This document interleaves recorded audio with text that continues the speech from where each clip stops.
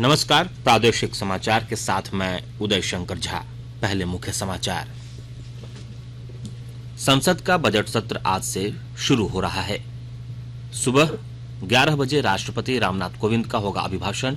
कल वित्त मंत्री पेश करेंगी आम बजट। मुख्यमंत्री हेमंत सोरेन की आज करेंगे राज्य आपदा प्रबंधन प्राधिकार की बैठक। कोरोना को लेकर राज्य में जारी पाबंदियों पर लिया जाएगा फैसला। राज्य में कोरोना के नए संक्रमितों की संख्या में आई कमी। 24 दिनों बाद कोरोना से किसी की मौत नहीं, सतर्कता अब भी जरूरी। और राज्य में पुलिस का नक्सलियों के खिलाफ अभियान जारी। लातेहार जिले की लेवी के 1.5 लाख रुपए से अधिक के साथ भाकपा माओवादी के 2 नक्सली गिरफ्तार। और समाचार से पहले एक जरूरी संदेश। देश के कई हिस्सों में कोविड का संक्रमण तेजी से बढ़ रहा है।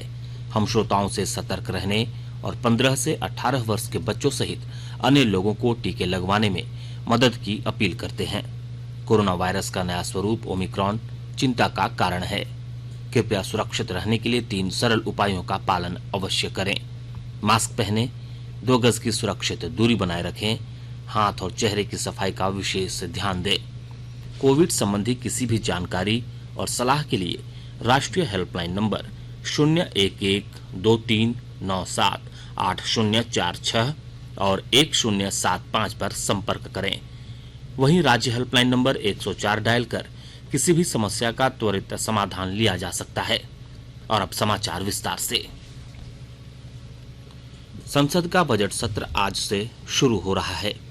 सत्र की शुरुआत सुबह 11 बजे केंद्रीय कक्ष में दोनों सदनों की संयुक्त बैठक में राष्ट्रपति रामनाथ कोविंद के अभिभाषण से होगी। इसके बाद राष्ट्रपति के अभिभाषण की प्रति दोनों सदनों के पटल पर रखी जाएगी। आज ही वर्ष 2021-22 का आर्थिक सर्वेक्षण भी पेश किया जाएगा। वित्त मंत्री निर्मला सीतारामन कल वर्ष 2022-23 का केंद्रीय बजट लोकसभा में पेश करेंगी। इसके तुरंत बाद बजट की प्रति राज्यसभा के पटल पर रखी जाएगी। इस वर्ष बजट कागज रहित होगा और बजट सत्र में कोविड दिशा निर्देशों का अनुपालन किया जाएगा। इधर सरकार ने बजट सत्र के सुचारू संचालन में सहयोग के लिए आज सर्वदलीय बैठक बुलाई है। कोविड संक्रमण की स्थिति को देखते हुए यह बैठक दोपहर 3 बजे वर्चुअली आयोजित की जाएगी। राज्यसभा के सभापति एम वेंकैया नायडू ने भी बजट सत्र के एजेंडे पर चर्चा के लिए आज शाम 5 बजे राजनीतिक दलों के नेताओं की वर्चुअल बैठक बुलाई है। मुख्यमंत्री हेमंत सोरेन की अध्यक्षता में आज राज्य आपदा प्रबंधन प्राधिकार की बैठक होगी। इस बैठक में कोरोना को लेकर राज्य में जारी पाबंदियों पर निर्णय लिया जाएगा। बैठक में राज्य भर के स्कूलों और कॉलेजों को नियमित तरीके से खोलने पर भी विचार किया जाएगा। इधर मुख्यमंत्री विधानसभा सत्र में पेश होने वाले राज्य बजट को लेकर विभागीय सचिवों के साथ बैठक करेंगे। इस बैठक में वर्तमान वित्तीय वर्ष की योजना खर्च, मुख्य योजनाओं की स्थिति और रिक्त पदों को भरने की कार्य योजनाओं पर चर्चा की जाएगी। मुख्य सचिव के आदेश के बाद राज्य के विभिन्न जिलों में एक साथ छापेमारी की गई। छापेमारी रांची, गिरिडीह और धनबाद सेंट्रल जेल में हुई। रांची के बिरसा मुंडा केंद्रीय कारा होटवार में छापेमारी का नेतृत्व डीसी छविरंजन, एसएसपी सुरेंद्र कुमार झा कर रहे थे। छापेमारी में जेल आईजी मनोज कुमार भी शामिल हुए। छापेमारी के दौरान रांची जेल के अंदर बंद सभी कुख्यात अपराधी कर्मियों के सेल को खंगाला गया। इस दौरान सभी जेल कर्मियों को बाहर रहने का निर्देश दिया गया। खैनी और सिगरेट के अलावा जेल से कोई आपत्तिजनक सामान नहीं मिला है। राज्य में कोरोना के नए संक्रमितों की संख्या में कमी आई है। लगभग 24 दिनों बाद राज्य में कोरोना से किसी की मौत नहीं हुई है। पिछले 24 घंटों में जनवरी में पहली बार 800 से नीचे संक्रमितों की पहचान हुई है, जबकि 3 जिलों में एक भी मरीज की पुष्टि नहीं हुई है। इधर राज्य में जीनोम सीक्वेंसिंग के लिए भुवनेश्वर भेजे गए 850 नमूनों में से 75 में ओमिक्रॉन वेरिएंट, 3 डेल्टा वेरिएंट और अन्य वेरिएंट मिले हैं। सरकार ने लोगों से कोविड उपयुक्त व्यवहार का नियमित पालन करने और सतर्कता बरतने की अपील की है। आकाशवाणी के ताजा तरीन समाचारों के लिए आप हमारी वेबसाइट newsonair.com पर लॉग ऑन कर सकते हैं। ताजा समाचार Twitter handle @AIR news alerts और Facebook page All India Radio news पर भी उपलब्ध है। आप प्रादेशिक समाचार एकांश के Twitter handle @AIR news _Ranchi और फेसबुक, इंस्टाग्राम पेज तथा YouTube channel AIR news Ranchi पर भी हमारे बुलेटिन सुन सकते हैं। प्रादेशिक समाचार आप आकाशवाणी रांची से सुन रहे हैं और अब पेश है कोरोना से बचाव के कुछ संदेश।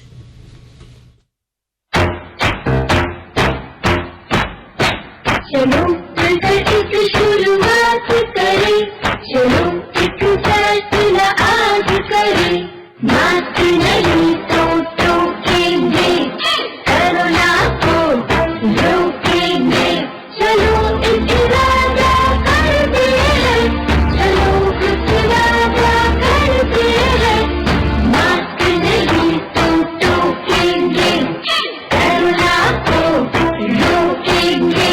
भारत सरकार द्वारा जनहित में जारी। कोविड-19 से बचाव और सुरक्षित रहने के 3 उपाय। मास्क लगाएं, 2 गज दूरी है जरूरी, सुरक्षित दूरी रखें, हाथ और मुंह साफ रखें।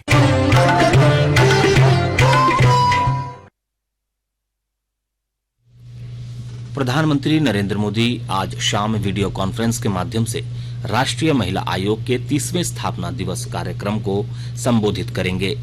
इस अवसर पर केंद्रीय महिला और बाल विकास मंत्री स्मृति ईरानी भी उपस्थित रहेंगी। अमृत महोत्सव के तहत आकाशवाणी के साप्ताहिक क्विज में आइए आप भी शामिल हों। आजादी के 75 वर्षों का पर्व अमृत महोत्सव प्रत्येक बुधवार शाम 7 बजे प्रसारित होने वाले प्रादेशिक समाचार के दौरान पूछे गए प्रश्न का सही उत्तर देने वाले एक प्रतिभागी इनाम का हकदार होगा। इसके लिए सुनते रहें आकाशवाणी रांची का प्रसारण।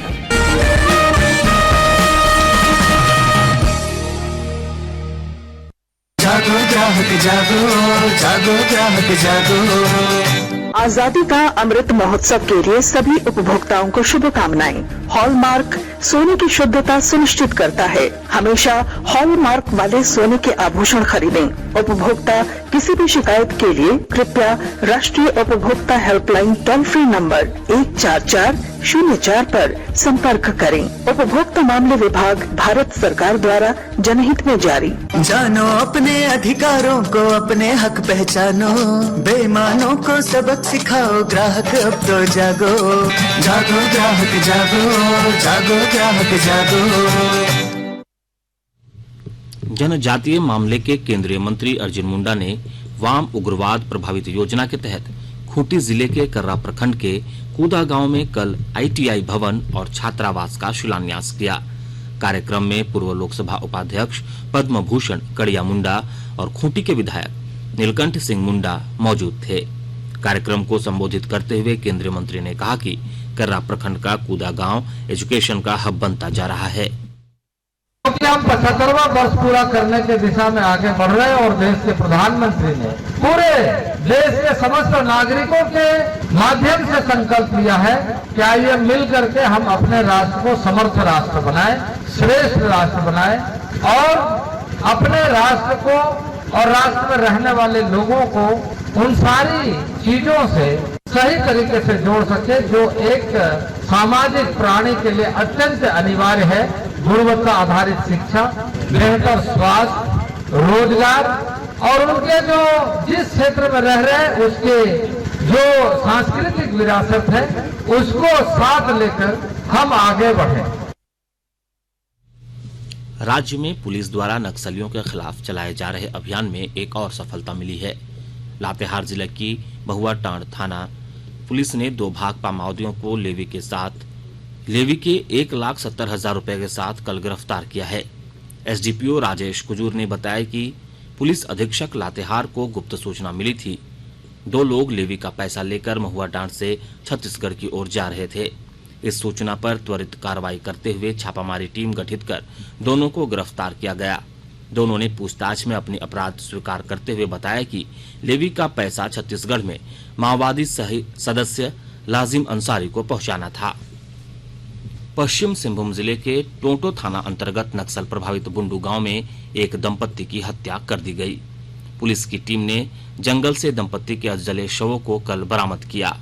पुलिस सूत्रों के अनुसार यह हत्या 10 दिन पहले ही की गई थी। पुलिस के अनुसार यह हत्या अंधविश्वास के कारण की गई है, जिसमें मृतकों के परिजन भी शामिल हैं। चतरा पुलिस ने चतरा हजारीबाग मुख्य पथ पर स्थित हेरू नदी के पास एक कार से लगभग 4 लाख रुपए मूल्य के अवैध अंग्रेजी शराब बरामद किया है। एसडीपीओ अविनाश कुमार ने बताया कि चेकिंग अभियान के दौरान पुलिस ने अलग अलग कार्टून में बंद 752 बोतल अवैध अंग्रेजी शराब का खेप बरामद किया है। रामगढ़ बोकारो मुख्य मार्ग की चक्रवाली गांव के पास कल देर रात सड़क पार करते समय एक तेज रफ्तार कार ने एक युवक को टक्कर मार दी। इससे उसकी घटनास्थल पर ही मौत हो गई। हादसे के बाद कार पलट गई। घटना के बाद गुस्साए स्थानीय लोगों ने सड़क को करीब 1 घंटे तक जाम कर दिया। पुलिस ने काफी मुश्किल के बाद सड़क जाम को हटाया। पाकुड़ जिले के अमड़ापाड़ा थाना क्षेत्र के मामा मोड़ के निकट यात्रियों से भरी पिकअप वैन के पलट जाने से घटनास्थल पर 2 लोगों की मौत हो गई। इस हादसे में दर्जन भर यात्री घायल हुए हैं, जिनमें से 2 की हालत गंभीर बनी हुई है। घायलों का इलाज सामुदायिक स्वास्थ्य केंद्र अमड़ापाड़ा में चल रहा है। बचाव एवं राहत कार्य पर डीसी वरुण रंजन और एसपी हरदीप पी जनार्दनन नजर बनाए हुए हैं। घटना के बाद पिकअप वैन का चालक फरार हो गया है। पुलिस ने दुर्घटनाग्रस्त वाहन को कब्जे में ले लिया है।